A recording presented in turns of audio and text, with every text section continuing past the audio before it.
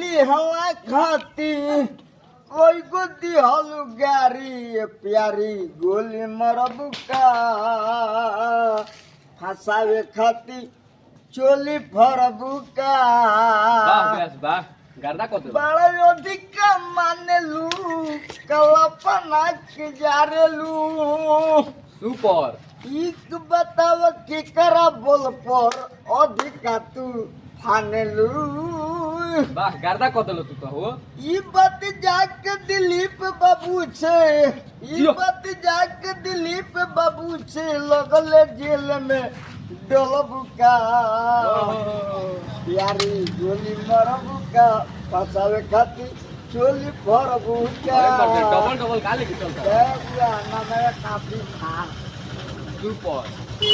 Like share সাবস্ক্রাইब করে हाँ भाई के ध्यान दी ना तो एकदम मछिया पर ना मेरे काफी था अरे को लाइक शेयर सब्सक्राइब करे भाई के लिए भाई गाना कैसा लगा?